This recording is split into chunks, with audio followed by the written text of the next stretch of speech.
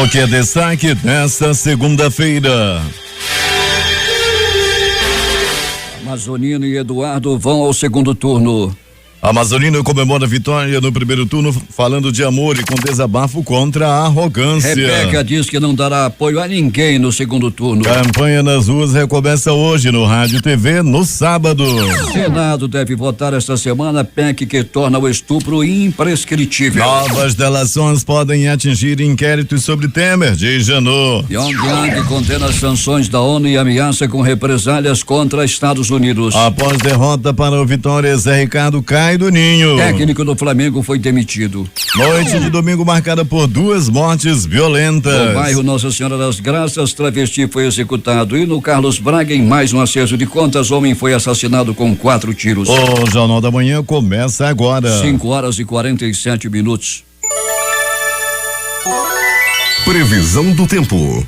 Madrugada de vento forte, trovoada e chuva. O Centro de Previsão do Tempo e Estudos Climáticos do Instituto Nacional de Pesquisas Espaciais já previa o mau tempo. No entanto, diz que o dia será de muito calor, com os termômetros devendo esbarrar nos 37 graus. O clima-tempo, que previa 5 milímetros de chuva, fala em temperatura máxima de 35 graus Celsius. 24 graus no momento aqui no sítio histórico da cidade, com 90% de umidade no ar. A velocidade do vento é moderada.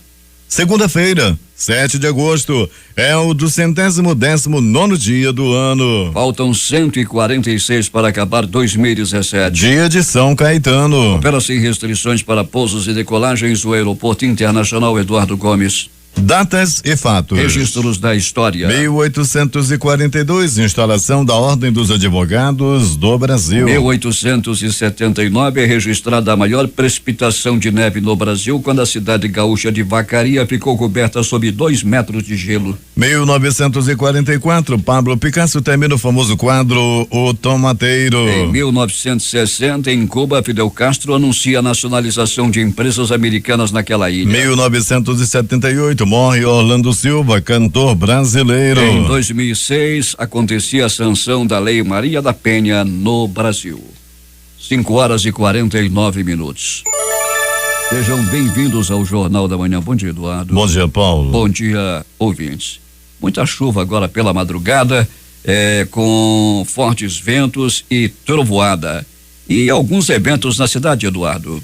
É verdade, nós recebemos informação agora do nosso colega Edson Chaves, dizendo que nuvens carregadas sobre Manaus na madrugada desta segunda-feira provocaram chuva forte e raios no núcleo 16, a rua Carlos de Melo, antiga rua 189. Um raio caiu atingindo uma árvore que teve seus galhos lançados na direção da rede elétrica, deixando uma boa parte do núcleo sem energia. Aliás, Cidade Nova todinha sem energia durante a madrugada. A concessionária Amazonas Energia foi acionada pelos moradores do núcleo 16, mas até o fechamento desta nota a equipe ainda não tinha chegado ao local da ocorrência. Segundo os moradores da Zona Norte, telhas e objetos foram lançados contra a residência durante a chuva, acompanhando de fortes raios e trovoadas. É verdade, muito vento, ventos fortes sopraram nesta madrugada sobre a cidade. E muitos eventos, como já disse, em vários pontos com falta de energia elétrica. A falta de gratuidade e o baixo quantitativo de ônibus nas ruas desestimularam o manauara a sair de casa ontem. A manhã de votação da eleição suplementar não teve engarrafamento nas principais vias e atraiu poucas pessoas aos balneários. Na ponte jornalista Felipe Dama, ponte Rio Negro, o fluxo de veículos e pessoas foi considerado baixo, de acordo com a Polícia Militar. Por lá passaram aproximadamente 3.000 carros de passeio e os ônibus não estavam lotados. A baixa procura por transporte público na manhã deste domingo fez com que a Superintendência de Transportes Urbanos Municipais, SMTU, reduzisse a frota de 100% para 70%, que equivale aos ônibus que circulam nos dias de sábado. Os eleitores que precisavam do sistema de transporte coletivo para chegar às zonas eleitorais reclamavam da demora dos ônibus. A média de espera fica em torno de 40 minutos em diversas áreas da Zona Norte de Manaus. Isso foi registrado ontem pelo Alberto Peregrini. Bom dia, Peregrini. Bom dia, Paulo Guerra, bom dia, Eduardo Silva, bom dia, ouvintes do Jornal da Manhã. Falávamos aqui dos ônibus, Peregrini, ontem, que a frota foi reduzida a 70% e não 100% como deveria estar nas ruas, porque a procura, segundo a SMTU, era baixa. E nós fomos até as paradas, os pontos de ônibus, Paulo, ouvir a população. Eu lembro que na oportunidade entrevistávamos um senhor e ele dizia que esperava o ônibus da linha 619 já havia 45 minutos e o ônibus não passava. A parada estava completamente lotada, ônibus como o 088 e 621 também deixavam os usuários irritados naquele momento. Um sol, já quase com a sensação dava 40 graus, o pessoal esperando o ônibus no sol e reclamando bastante da demora do coletivo na área da zona leste de Manaus. Como já dissemos aqui, o Pellegrini teve a oportunidade também de ir até a Ponte Rio Negro, teve o cuidado de passar por lá para ver o fluxo de veículos no ir e vir, não é, Pellegrini? Estivemos lá, Paulo, conversávamos também naquela oportunidade com o sargento que estava de plantão lá do Batran e ele nos dizia, Paulo, que a expectativa era que ficasse entre 2.500 a 3.000 carros, o que ficou dentro do estimativo, né? Pellegrini, dia de eleição, movimentação na cidade, pronto-socorros com muita movimentação também?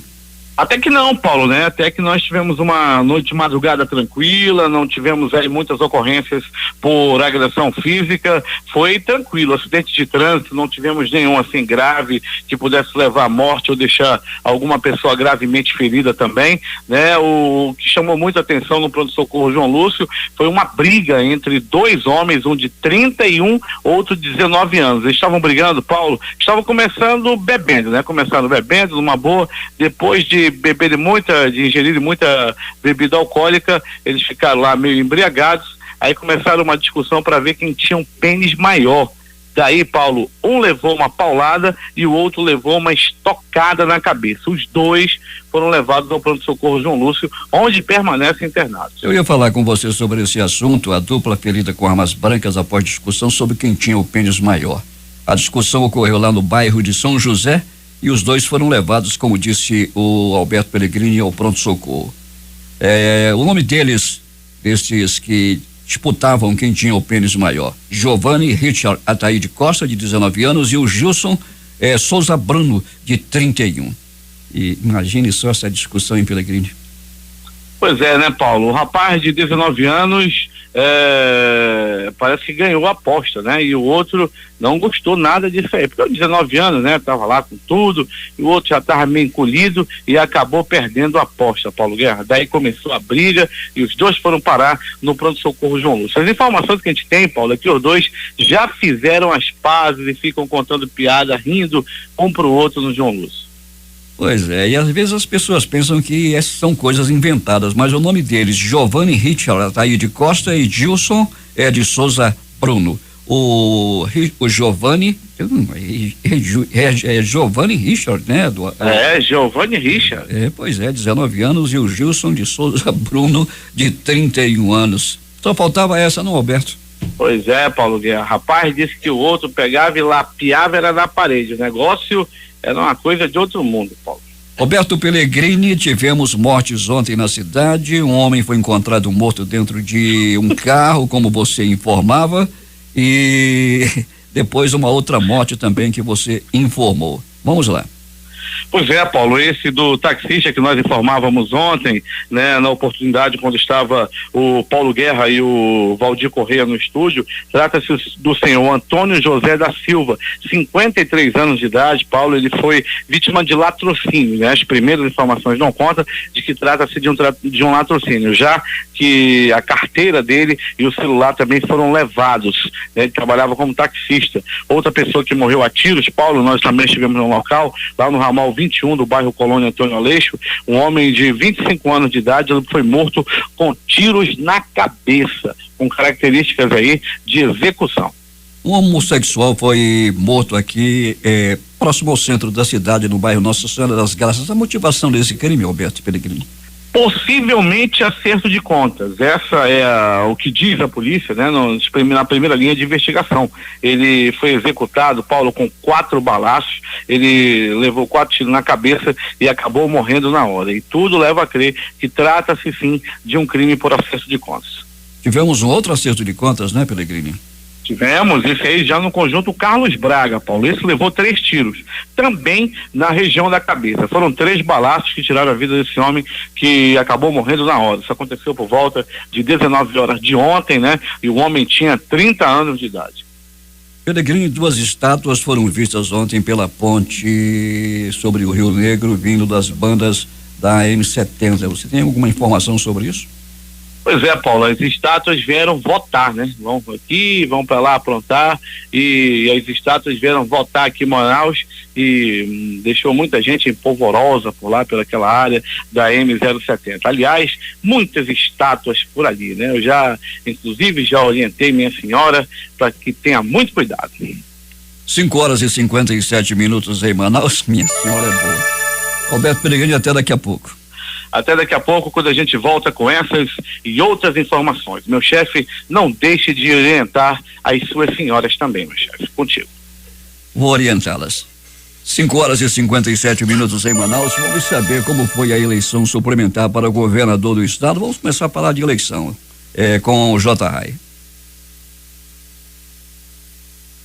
Paulo Guerra foi a eleição mais tranquila dos últimos 30 anos aqui em Iranduba. Segundo a chefe do cartório da 56ª Zona Eleitoral, Nayana Chirado, não houve nenhuma prisão, nenhuma das urnas das 121 sessões eleitorais apresentou problema e nem mesmo a falta de energia elétrica pela manhã em 3 comunidades da zona rural atrapalhou a votação. Nesses locais, as urnas eletrônicas funcionaram a bateria sob a permanente supervisão de técnicos do TRE Amazonas. Mais cedo, o juiz eleitoral de Iranduba, Jorcenildo Dourado do Nascimento, também classificou como muito tranquila a eleição suplementar para governador do Amazonas aqui no município e disse que a falta de transporte gratuito não atrapalhou em nada o pleito. As sessões são próximas às residências dos moradores. Aqui em Iranduba nós já fazemos isso desde a eleição passada para prefeito. Ninguém forneceu e eu acho que é um custo muito alto para a população. Então eu creio que a decisão do TRE é uma decisão extremamente acertada.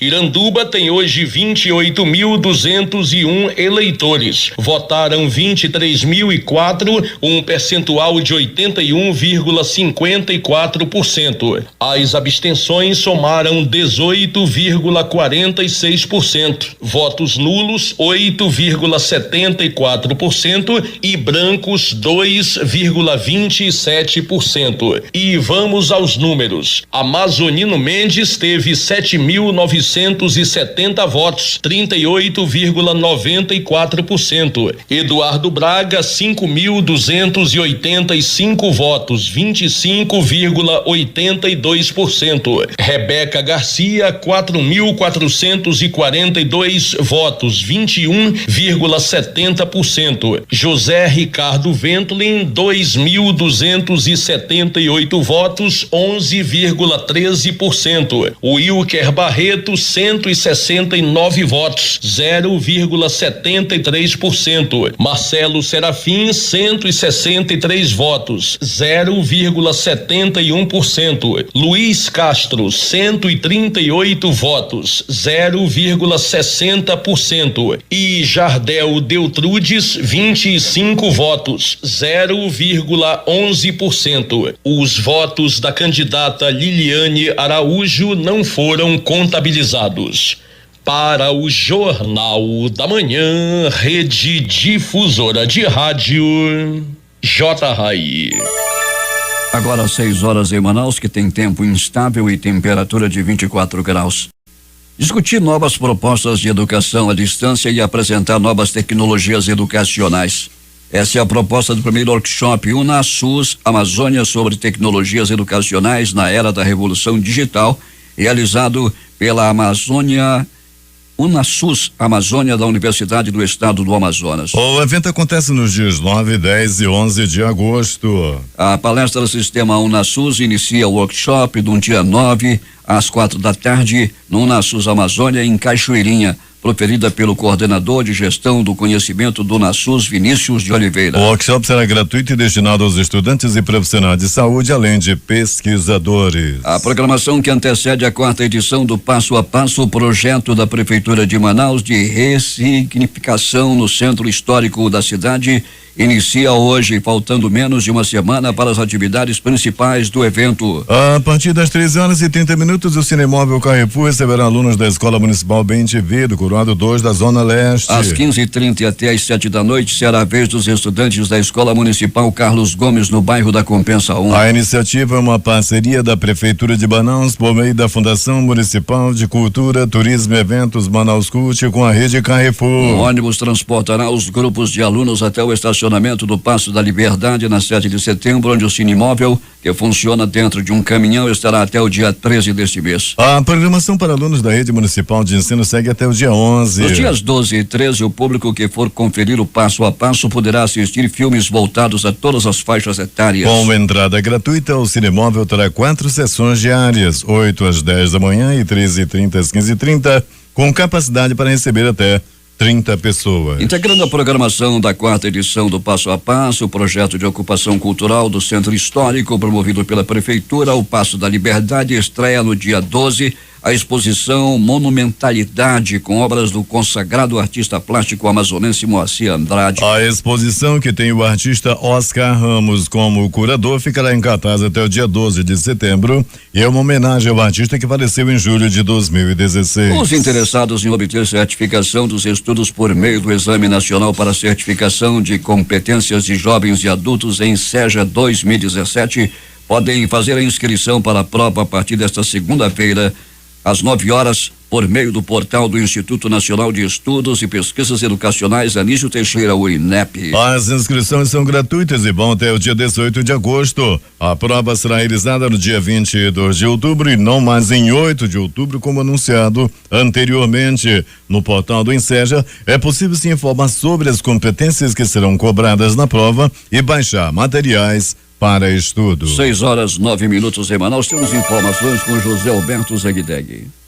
Muito bem, Paulo Guerra. O silêncio, o marasmo de uma cidade que durante todo o dia de ontem parecia pouco movimentado, foi quebrado pelo agito e euforia dos vencedores, acompanhado da revolta de quem trabalhou na campanha eleitoral e não recebeu. Assim foi o final da eleição suplementar para o governo do estado aqui na Princesa dos Solimões. Tão logo a certeza do resultado, que decidiu o primeiro e segundo lugar, adeptos dos vencedores saíram pelas ruas da cidade comemorando uma possível vitória com decisão no segundo turno. De encontro à euforia e à alegria dos vencedores, veio a tristeza e a revolta dos que se sentiram enganados pelos perdedores. Com gritos e palavras de baixo calão, um grupo de pessoas também saíram pelas ruas, cobrando o que lhes era devido. Parece não ter sido surpresa para o manacapuroense o resultado diante da diferença de voto entre o primeiro e o segundo colocado. Surpresa mesmo foi o número de abstenção, que se imaginava ser gigante e não foi. Somente pouco mais de 25% dos eleitores deixaram de ir às urnas para exercer o seu direito de cidadão, o que surpreendeu até a juíza Vanessa Leite Mota, que presidiu o pleito.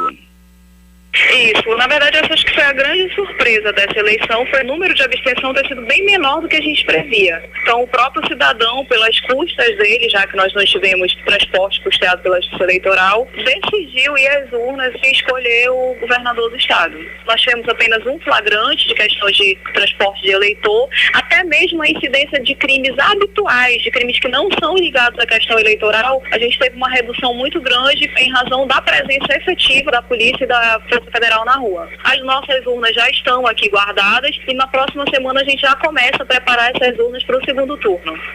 Por fim dos votos válidos em Manacapuru, o candidato Amazonino Mendes obteve 46,75%, totalizando 20.949 votos, seguido do candidato Eduardo Braga com 34,99%, num total de 15.338 votos, que ajudou a levar a decisão da eleição para o segundo turno. Para o Jornal da Manhã, rede difusora de rádio Zegdeg. 6h11 em Manaus. O segundo turno das eleições para o governo do estado será disputado entre os candidatos Amazonino Mendes do PDT e Eduardo Braga do PMDB. Segundo a Justiça Eleitoral, com 100% dos votos apurados, Amazonino teve 38,77% dos votos válidos e Braga recebeu 25,36%. Traduzindo em votos, Amazonino teve 577.397 e Braga 377.680 votos. A Amazonino Mendes do PDT teve o maior número de votos em todas as 13 zonas eleitorais de Manaus, segundo dados do Tribunal Superior Eleitoral. A terceira colocada, Rebeca Garcia, teve 268.922 votos, o que significa 18,06%. O PT ficou em quarto lugar com o candidato José Ricardo, obtendo 181.257 votos, o que corresponde a 12,17% do eleitorado. Em entrevista coletiva na noite de ontem, o candidato da coligação Movimento pela Reconstrução do Amazonas, Amazonino Mendes do PDT, que vai disputar o segundo turno das eleições suplementares para o governo com Eduardo Braga, afirmou que o amor sempre vence a arrogância. A Amazonino, que já governou o Amazonas por 3 vezes e foi ainda prefeito de Manaus por 3 mandatos, formou uma coligação com o PSB do prefeito Arthur Virgílio, o DEM do deputado Paulo Denê Avelino e o PSD do senador Omar Aziz. O desembargador e presidente do Tribunal Regional Eleitoral, Iedo Simões, destacou que nesse pleito não houve uma abstenção absurda. Ela está dentro do nível nacional. Além disso, é preciso levar em consideração a questão do deslocamento do eleitor. No interior, há muita dificuldade para o eleitor alcançar o local de votação, informou ele. O número de eleitores que deixou de votar nesta eleição foi de cerca de 567 mil, totalizando pouco mais de 24% do total de votos. Os números são baseados no cadastramento biométrico do TRE-AM para esta eleição. A candidata Rebeca Garcia, que ficou em terceiro lugar, disse após o resultado da eleição que não deverá apoiar candidatos no segundo turno. O governador Davi Almeida, do PSD, que apoiou a candidata Rebeca Garcia, do PP, na eleição suplementar para o governo do Amazonas, disse que não contava com a possibilidade da candidata não estar no segundo turno das eleições, mas que, ao apoiá-la, tentou dar ao Amazonas uma opção a mais para a escolha dos candidatos, já que ela representaria um projeto de mudança. Questionado se apoiaria alguém no segundo turno, Davi Almeida disse não fechar portas. Conversarei com o meu grupo e vamos decidir se apoiaremos Amazonino ou Eduardo Braga. Não vamos fechar as portas para ninguém, disse o governador. No interior do estado, o empresário e ex-prefeito de Itacoatiara, Mahmoud Ahmed Filho, comemorou a vitória de Amazonino Mendes no município, lembrando que há 15 anos Amazonino Mendes não vencia uma eleição na Velha Serpa e disse acreditar que no segundo turno os números serão bem mais expressivos. Por fim, agradeceu aos eleitores a confiança demonstrada nas urnas ao ex-governador, que agora volta a disputar o cargo. O presidente do Tribunal Superior Eleitoral, Gilmar Mendes, disse em coletiva de imprensa ontem à tarde que a eleição suplementar no Amazonas é um bom teste para a justiça eleitoral brasileira. Questionado sobre a sua possível atuação no julgamento dos embargos de ação cautelar movida pelo ex-vice-governador Henrique Oliveira no Supremo Tribunal Federal, o ministro foi enfático ao declarar que em até 2 semanas o futuro do próximo governador do Amazonas estará resolvido. O pronunciamento de Gilmar faz alusão à decisão do ministro Ricardo Lewandowski, que no último dia 3 de agosto decidiu manter a eleição suplementar.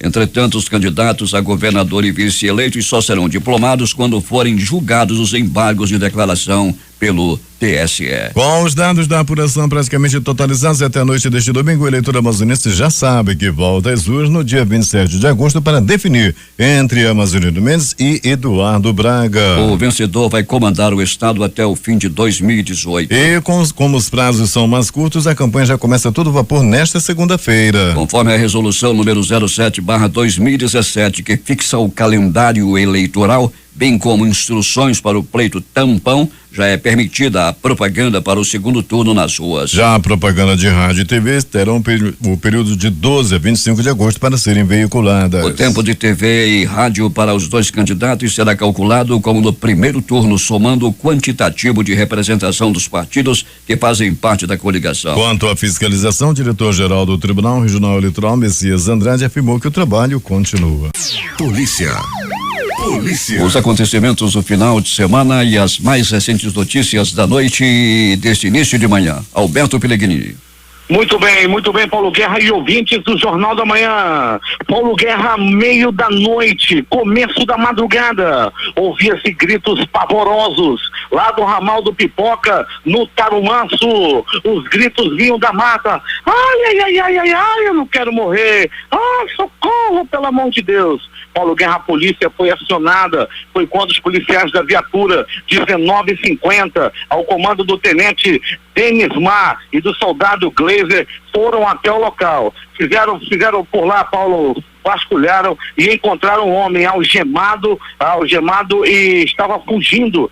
Segundo ele e o irmão dele estavam próximo à Arena da Amazônia, à tarde de ontem, ali perto do ginásio Amadeu Teixeira, quando foram levados por 3 homens em um carro, escoltado também por um táxi, foram levados lá para esse ramal, lá para esse matagal. As informações dão conta que chegando lá eles ficaram amarrados em uma árvore e entraram na teia, estavam passando por sessões de tortura. Foi quando os agressores e sequestradores vacilaram e ele conseguiu fugir. O rapaz tem 23 anos de idade, estava algemado e com muitos hematomas pelo corpo. O irmão dele ficou em poder dos bandidos e não se sabe até o momento se ele foi assassinado ou não. As informações dão conta de que nesse momento, Paulo Guerra, fora encontrado um cadáver naquela área do Tarumã. Pode ser ou não o irmão da vítima, o irmão desse sequestrado lá na área do Tarumanço. O rapaz que foi, Paulo Guerra, encontrado algemado, o nome dele é Luciano da Silva Santos, 23 anos. O irmão dele, não temos a identidade ainda, ficou em poder do bandido, amarrado, algemado, e um cadáver foi encontrado lá perto agora há pouco. Ainda nessa edição do Jornal da Manhã, mais informações em relação a esse caso que aconteceu no ramal do Pipoca, no Tarumã Sul, ocorrência ainda em desdobramento.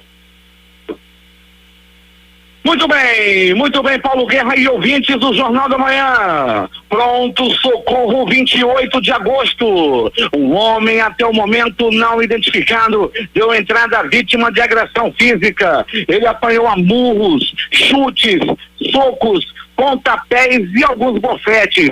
As informações dão conta de que eles brigaram depois de uma bebedeira à noite de ontem. O homem também deu entrada a Paulo Guerra e ouvintes do Jornal da Manhã. Ele apanhou da própria esposa, apanhou com um pedaço de pau. Ele confidenciava a um colega: fulano, sabe em quem eu votei? Eu votei no fulano. E esse candidato que ele falou que não votou, que votou, não era o candidato da mulher dele. A mulher dele armada com um pedaço de pau. Eu disse que era para te votar, era no fulano, e deu-lhe uma paulada na cabeça do homem que deu entrada no pronto-socorro João Lúcio por volta de 20 horas, era a noite de ontem. Você aí, todo cuidado é pouco com as mulheres valentes que estão ficando cada vez mais audaciosas. Essa deu-lhe uma paulada na cabeça do próprio esposo. Pronto socorro Platão Araújo.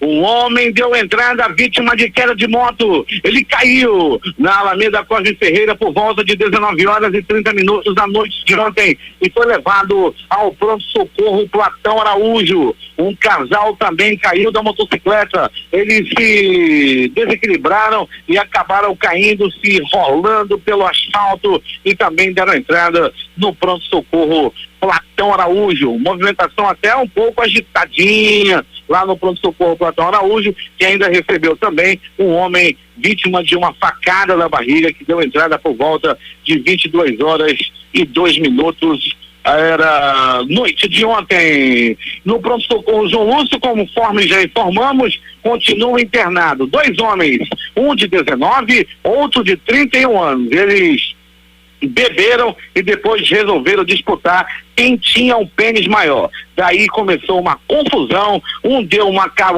paulada na cabeça do outro, o outro deu uma facada também próximo à orelha do outro. Os 2 estão internados no pronto-socorro João Lúcio. Agora, As notícias do Instituto Médico Legal. Saiba agora quem foi para a pedra nas últimas 24 horas e o resumão do final de semana. No sábado, uma mulher de 36 anos foi assassinada com 6 tiros por um homem que estava em um carro palio de cor azul. A família acusa o ex-companheiro da vítima. Tudo aconteceu lá no bairro Zumbi dos Palmares. Esse crime pode ter a ver com a ação do maldito do ciúme.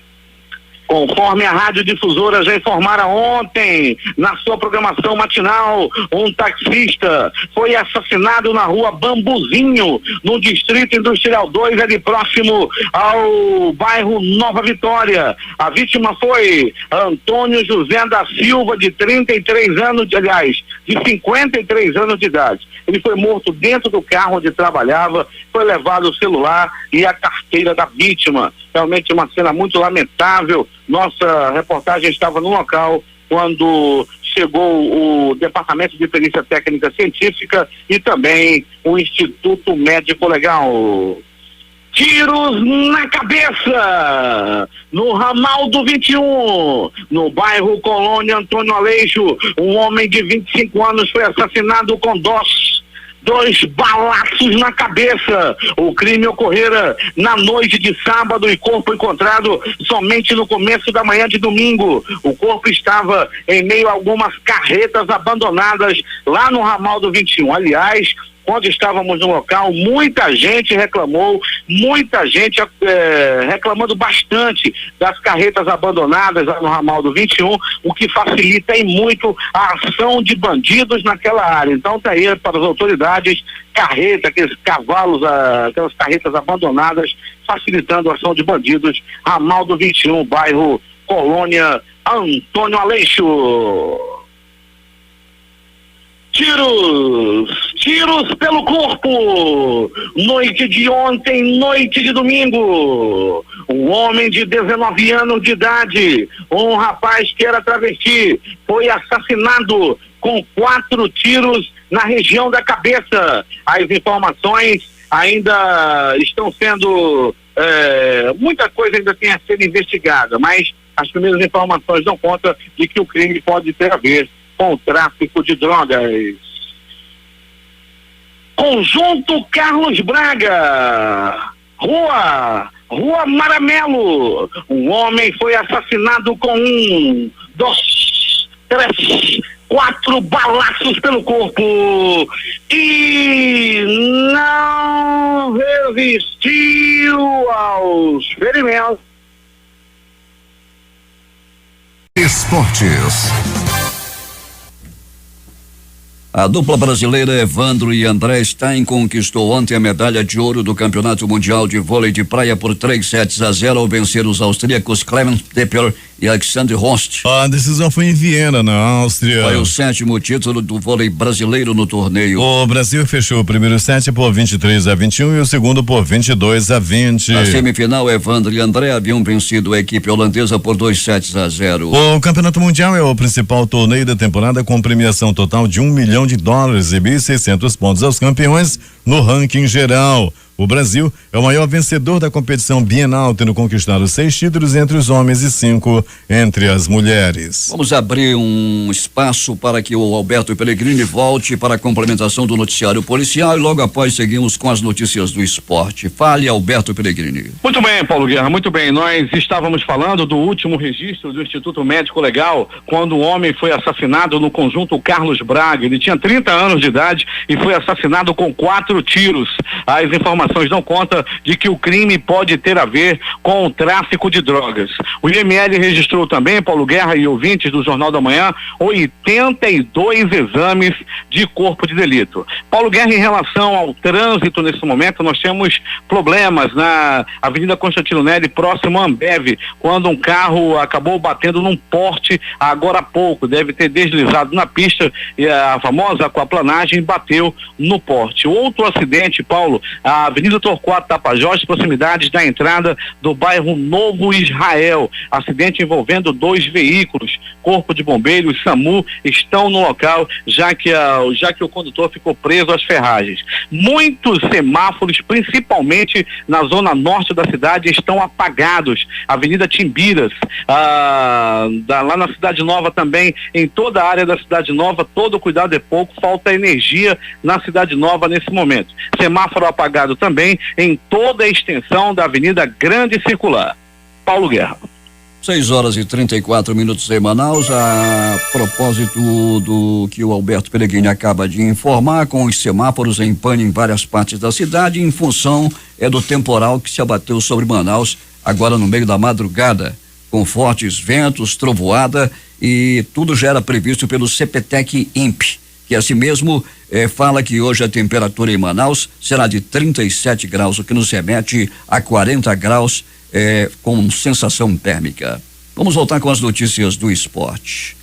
O jornal catalão Esporte destaca em sua capa da edição de hoje, segunda-feira, que o Barcelona vai fazer a última tentativa para contratar Filipe Coutinho ao Liverpool. O diário informa que uma reunião decisiva acontecerá na próxima terça-feira, amanhã. Terça-feira, também conhecida como amanhã. A proposta seria de 90 milhões de euros, cerca de 332 milhões de reais. Quem também estaria perto de virar reforço é o outro meio de campo da seleção brasileira. O contrato de Paulinho estaria sendo redigido e o acerto final poderia ser feito até antes do programado com o jogador do time inglês. Os jogos de ontem pelo Campeonato Brasileiro. Ponte Preta 0, Vasco também 0. Avaí 0, Santos também 0. Grêmio 2, Atlético Mineiro 0. Bahia 2-1 no São Paulo. Curitiba 2, Chapecoense 0. Cruzeiro 0, Sub-20 do Botafogo também 0. Flamengo em casa 0, Vitória da Bahia 2. Muita confusão após esse jogo com o protesto da torcida. A polícia com spray e para afugentar os torcedores do Flamengo que estavam revoltados com a derrota frente ao Vitória no Ninho do Urubu.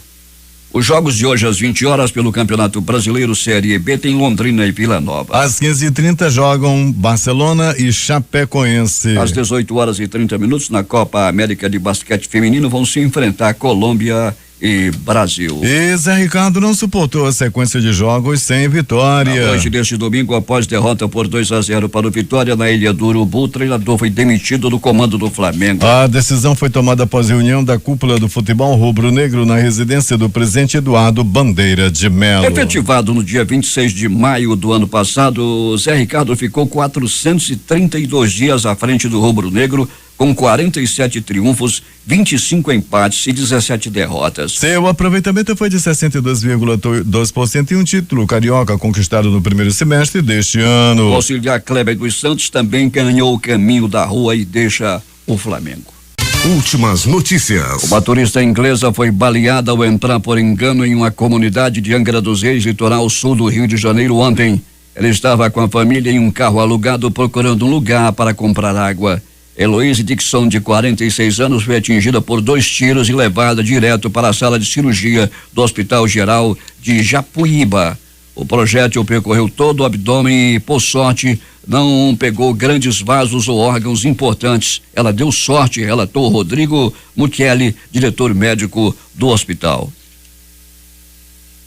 A Caixa Econômica Federal anunciou hoje o balanço de pagamento das contas inativas do FGTS. Viva Maria, hoje se une ao abraço que a população de Fortaleza, terra de Maria da Penha, Maia Fernandes, resolveu fazer para marcar os 11 anos da Lei 11.340/2006, em torno da Casa da Mulher Brasileira, que há muito espera para ser inaugurada na capital cearense. O Ministério das Relações Exteriores criticou neste domingo a destituição da Procuradora-Geral da Venezuela, Luísa Ortega, por parte da Assembleia Constituinte do governo de Nicolás Maduro. A medida é arbitrária e ilegal e compromete a independência do Ministério Público e a preservação das garantias e liberdades fundamentais, confirmando a instauração de um estado de exceção na Venezuela, ressaltou Itamaraty em um comunicado. A advogada Luísa Ortega voltou a desconsiderar neste domingo sua destituição como procuradora-geral da Venezuela por parte da Assembleia Constituinte que, segundo ela,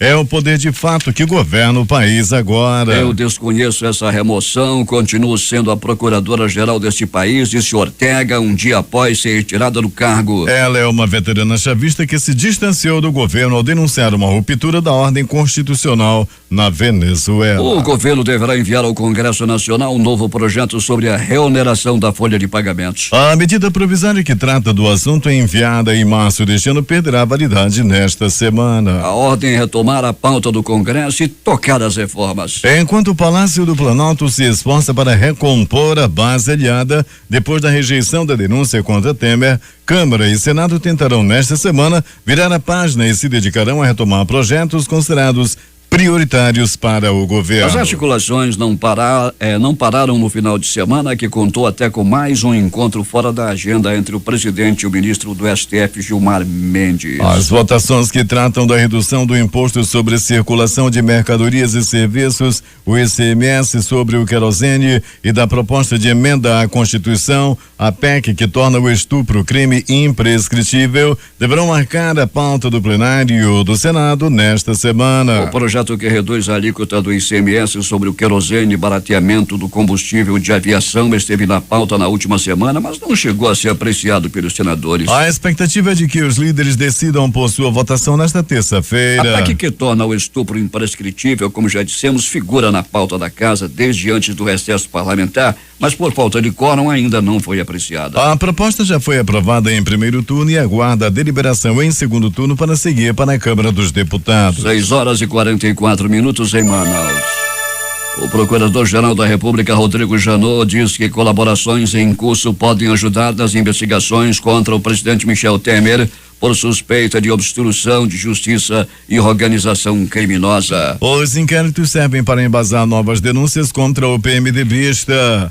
A PGR negocia, segundo a Folha apurou, as delações do ex-deputado Eduardo Cunha e do operador financeiro Lúcio Funaro, ambos presos pela Lava Jato. Uma equipe da missão da Organização das Nações Unidas na Colômbia, assim como membros das Forças Armadas Revolucionárias da Colômbia e da polícia, sofreu uma emboscada quando trabalhava na remoção de explosivos da guerrilha que estavam escondidos. A informação foi confirmada pela ONU. O ataque aconteceu em uma área rural de Corinto, no departamento de Cauca, no sudoeste do país. De acordo com o canal RCN, os primeiros indícios apontam que o ato pode ter sido cometido pelo Exército de Libertação Nacional, outra guerrilha colombiana. Uma aeronave canadense e uma polonesa bateram as asas em solo no aeroporto de Toronto, causando danos sérios, mas sem deixar vítimas, confirmou Peter Fitzpatrick, porta-voz da Air Canada, neste domingo. O avião da Air Canada, um Boeing 767-300, carregava 286 passageiros provenientes de Ponta Canha,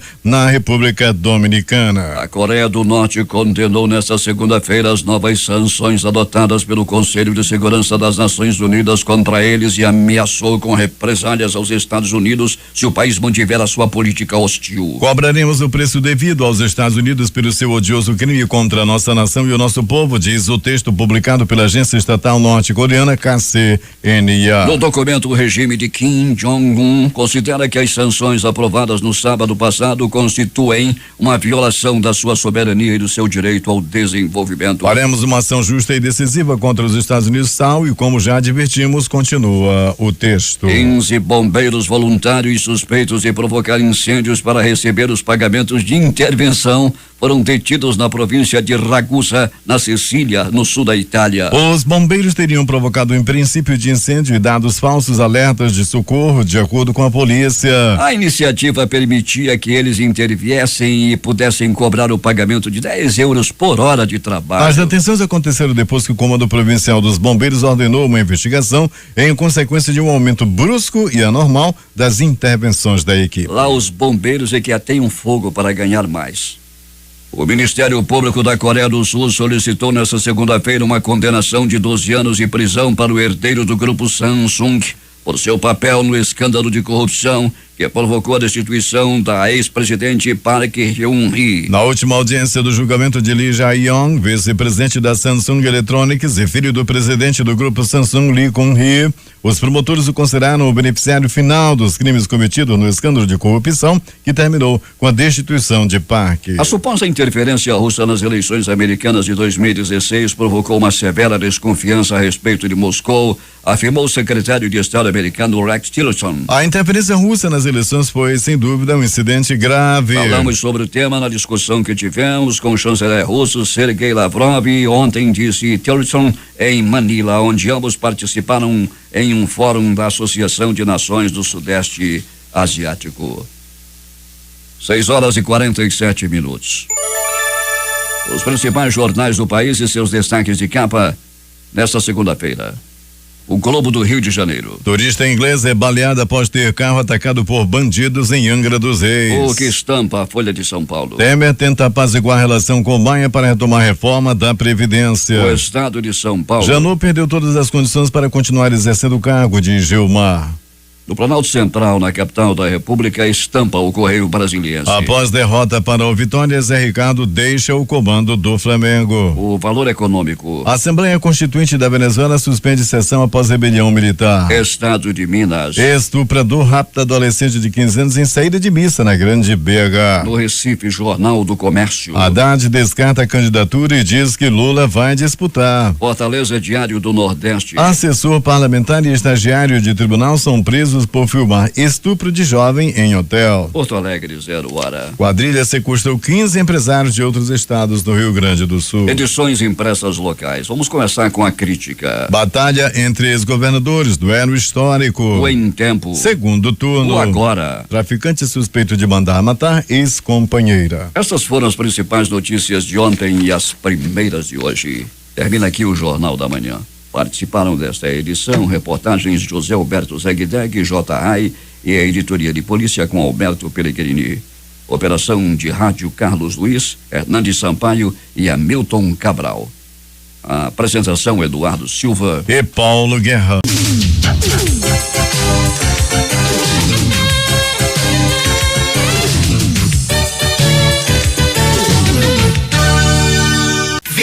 Quatro horas no ar, Difusora.